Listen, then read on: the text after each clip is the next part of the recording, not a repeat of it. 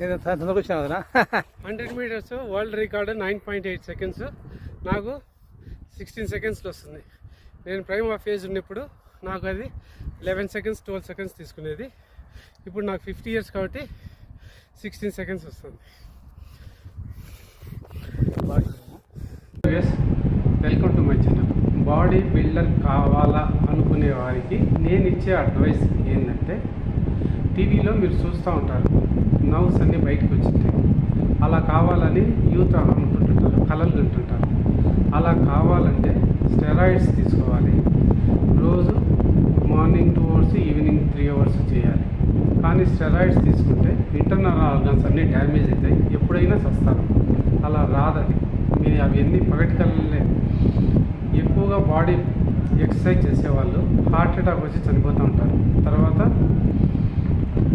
కొద్దిమంది చూస్తుంటారు, ఒక అమెరికన్ బాడీ బిల్డర్ పూర్తిగా పనికి రాకుండా పోయినాడు. ఎందుకంటే వాళ్ళు స్టెరాయిడ్స్ అధిక మోతాదులో తీసుకున్నారు. స్టెరాయిడ్స్ తీసుకోకుండా లైట్ ఎక్సర్సైజ్ చేయాలి. ప్రైమ్ ఆఫ్ ఏజ్లో ఉన్నప్పుడు మాత్రమే వెయిట్ లిఫ్టింగ్ అనేది చేయాలి. 40 years దాటిన తర్వాత వెయిట్ లిఫ్టింగ్ జోలికి పోకూడదు. Light exercise, stretching exercise, walking అని చేయాలి. నేను ప్రైమ్ ఆఫ్ ఏజ్లో వెయిట్ లిఫ్టింగ్ చేసిన, బాక్సింగ్ చేసిన,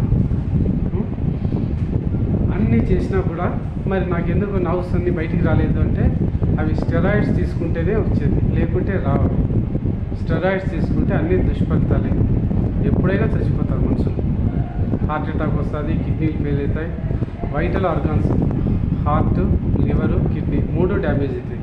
కాబట్టి స్టెరాయిడ్స్ తీసుకొని ఎక్సర్సైజ్ చేయొద్దండి. లైట్ ఎక్సర్సైజ్ మాత్రమే చేయండి. స్టెరాయిడ్స్ తీసుకుంటే ఎప్పుడైనా చచ్చిపోతారు. నవ్స్ బయటికి రావాలంటే అవి వెయిట్స్ కంపల్సరీ చేయాలి.